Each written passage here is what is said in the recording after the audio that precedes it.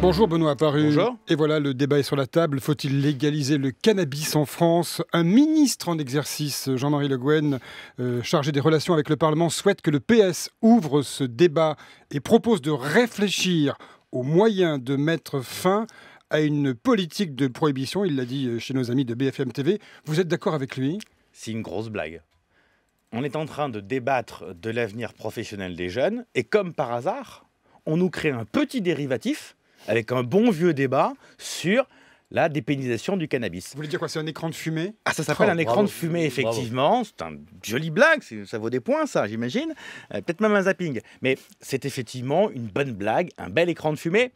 On peut même aller un peu plus loin si on le souhaite en se disant que comme par hasard, le même jour, en direction des jeunes, d'un côté 500 millions, de l'autre, regardez, on est ouvert, on est sympa, on propose un débat sur la dépénalisation du cannabis. C'est juste, sincèrement, vraiment pas sérieux. Alors vous êtes en charge des questions d'éducation auprès d'Alain Juppé. Enfin, Jean-Marie Le Guen est médecin.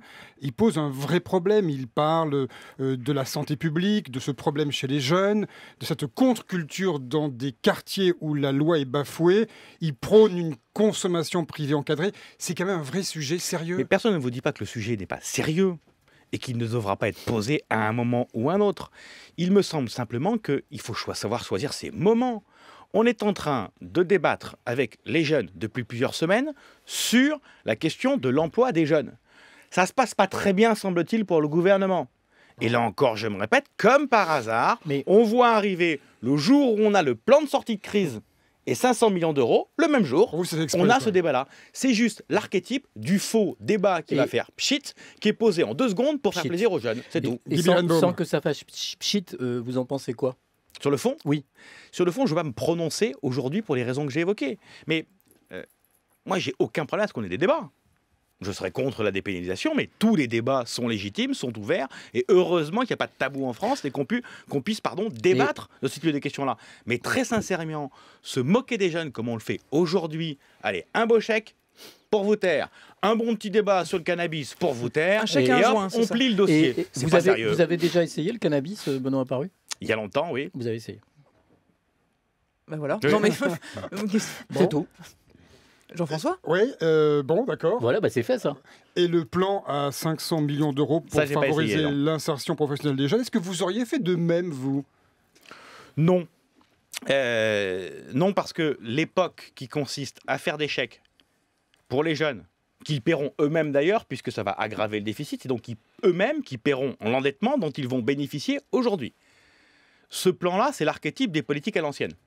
C'est-à-dire, on fait un chèque pour essayer d'éteindre une contestation. Et quand on regarde le contenu du chèque, c'est à mourir de rire. Des propositions qui existent déjà. Prendre un exemple. On nous dit dans le plan de Manuel Valls... La prolongation de 4 mois après les études pour l'entrée dans la vie active. Il y a des choses nouvelles, comme celle-là, on va y revenir dans quelques instants. Oui. Mais il y a des choses qui existent déjà. Quand on nous dit, par exemple, on va augmenter le nombre de places en IUT pour les bacheliers technologiques, c'est déjà dans la loi Fioraso. On nous propose de créer hier un quota qui est déjà dans la loi depuis 2 ans. C'est juste pas sérieux. C'est la 18e fois à peu près, allez, 18e fois, peut-être pas 15e fois on va dire, qu'on nous fait un énième plan sur l'apprentissage. On a flingué l'apprentissage au début du quinquennat, et là, tous les 3 mois, on a une nouvelle mesure pour l'apprentissage. Il y avait quand même dans la loi du flot, il y a une attente des jeunes dans la rue. Je ne vous dis pas le contraire, mais dans la loi du flot, on nous avait préconisé une garantie universelle des loyers pour les jeunes. Manuel Valls, lui-même, l'avait planté après le vote de la loi du flot. Il nous la ressort maintenant. Et puis, petite cerise sur le gâteau, bien évidemment, on a le chèque pour les 4 mois en poste. Donc ça, c'est nouveau.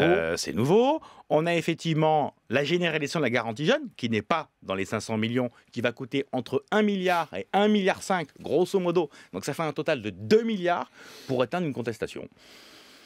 J'avoue que les bras m'en tombent. Qu'est-ce que vous auriez fait, vous, avec les jeunes gens dans la rue et tout ce que ça implique? Peut-être qu'on peut essayer à un moment ou à un autre de tenir la ligne que l'on s'est fixée, le cap que l'on s'est fixé. Quand on veut marcher, aller de l'avant, peut-être qu'il est plus simple, plus sage de se dire « Oui, je considère que l'emploi du jeune est la priorité » et il me semble en effet que la question majeure qu'on doit se poser sur l'emploi du jeune, c'est effectivement faciliter le CDD. Là que nous fait le gouvernement, c'est ça qui est vraiment intéressant. Il est parti au départ sur une mesure visant à assouplir le CDD. C'est ça le principe même Oui. de la loi El Khomri. On finit par une taxe contre le CDD. Il y en a un qui n'est pas content, qui n'est pas un petit jeune, hein, c'est Pierre Gattaz. Il dit solution contre-productive parce qu'on va taxer les CDD pour favoriser les CDI. C'est la mauvaise idée, c'est la bonne idée? Ah, mais c'est exactement ce que je suis en train de vous dire. Oui, oui. On est parti au départ avec l'idée de la loi consistant à dire on va assouplir Assouplir. le CDI. On finira ce texte de loi avec un durcissement via des taxes sur le CDD. C'est-à-dire l'exact inverse. Quelle est la boussole du gouvernement? Je commence en disant il faut assouplir le CDI, je finis en taxant le CDD. Peut-être que la vraie question, elle est de nature différente. Pourquoi est-ce qu'en France, 90% des embauches aujourd'hui se font en CDD? Pourquoi? C'est peut-être cette interrogation-là qu'il faut avoir en disant mais quel est ce pays qui a un contrat de principe, puis des contrats exceptionnels? Et le principe concerne aujourd'hui 10% des embauches. 90% des embauches se font en exceptionnel. Pourquoi? Ben, peut-être parce que le CDI, justement, n'est plus adapté aux réalités. Et donc, le principe initial de la loi El Khomri allait peut-être dans la bonne direction, mais effectivement, comme la gauche de la gauche, l'UNEF, les syndicats sont contre, on lâche, parce qu'on a une présidentielle en perspective. Les manifs vont se poursuivre. Hein. Pour l'instant, si j'ai bien compris ce qu'a dit l'UNEF, effectivement, le mouvement continue. Oui. Enfin, en même temps, quand vous êtes patron d'un syndicat étudiant, vous pouvez mettre les curseurs où vous avez envie de les mettre. Vous pouvez monter ou pas la mobilisation en fonction de ce que vous avez envie de faire. Et puis, vous savez bien comment ça se passe. En sortie de crise, il y a un chèque. Le syndicat dit c'est pas suffisant, c'est bien, ça va dans la bonne direction, mais on continue. Et puis, ça va doucement s'arrêter et glisser. Sauf si la nuit debout continue. Alors justement, la nuit debout. Vous avez été voir la nuit debout? J'y suis allé hier soir, oui. Vous en avez une chez vous, il paraît? J'en ai une à Châlons-en-Champagne qui a commencé hier et je me suis arrêté hier soir place de la République pour essayer de sentir les choses, Et de alors, voir comment ça se passait. qu'est-ce que vous avez senti? Alors, j'ai senti hier soir, il y avait 1000 personnes, 1500 personnes, pas mal de concerts et puis des meetings improvisés où une série d'intervenants avaient chacun 2 minutes. On sent effectivement une tendance qui est plutôt altermondialiste, qui est plutôt dans ce registre de la contestation sociétale et sociale, qui est légitime. C'est pas mon point de vue, hein, mais qui est totalement légitime.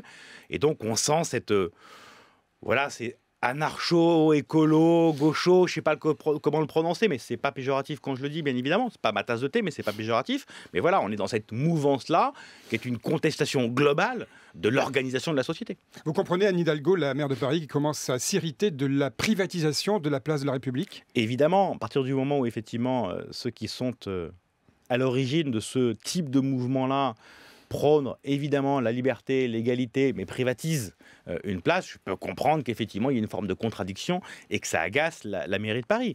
Là encore, j'imagine qu'on doit pouvoir trouver une solution pour effectivement permettre à ce type de mouvement de s'exprimer parce que c'est légitime, parce que c'est normal, tout en regardant effectivement quels sont les lieux qui sont peut-être les plus propices à ce type de développement. Même Alain Juppé a sa nuit debout à Bordeaux. Donc vous comprenez ce type de mouvement, vous soutenez ce type d'initiative? Pas la même ou pas? chose. Question. Là encore, soutenir l'initiative, ça veut dire quoi? Sur le fond, non, parce que je ne partage pas l'idéologie qui sort de ce type de mouvement. Par contre, je suis intéressé par la naissance de ce type de mouvement. Il me paraît légitime que ce type de mouvement puisse s'exprimer sur notre territoire, encore heureux d'ailleurs. À ce sujet, Benoît Paru, Nuit debout, manif contre la loi travail. Les forces de l'ordre sont particulièrement sollicitées, et ce, après les vagues d'attentats que nous avons connues, et ce n'est pas fini, sans doute. 650 millions d'euros alloués aux policiers et gendarmes pour revaloriser leur carrière. Vous approuvez quand même cette décision? Non. Pourquoi? Parce que là encore, un chèque. Enfin, écoutez, dans les mesures qui ont été annoncées hier par le Premier ministre, la moitié d'entre elles sont datées à 2017.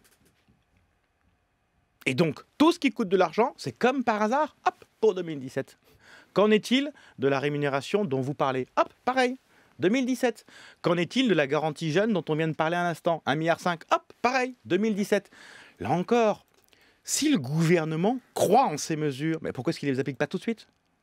Pourquoi est-ce qu'il le reporte sur le budget qu'il n'aura pas à gérer? Sur des financements qu'il n'aura pas à trouver.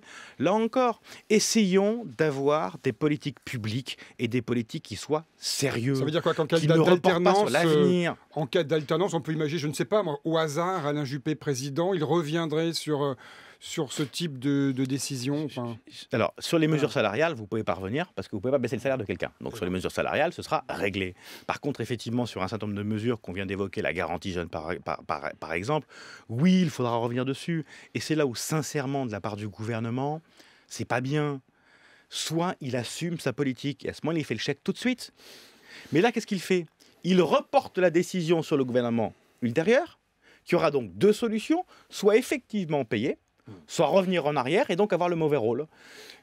Que le gouvernement assume ses positions, qu'il finance dès aujourd'hui s'il considère que ce sont des bonnes idées, mais qu'il ne reporte pas au suivant les décisions à prendre ou les financements à prendre, parce que là encore, je me répète pour la 20e fois, ce n'est pas sérieux. Alors Benoît Apparu, vous êtes un co-porte-parole de la campagne pour la primaire des Républicains d'Alain Juppé, je l'ai bien dit, je crois, ça va? C'est à peu près ça, oui. Un nouveau livre est attendu le 11 mai sur le programme économique d'Alain Juppé. Quelle est l'idée? C'est de faire une sorte de teasing, pour, en mot français, hein, pour durer jusqu'à novembre?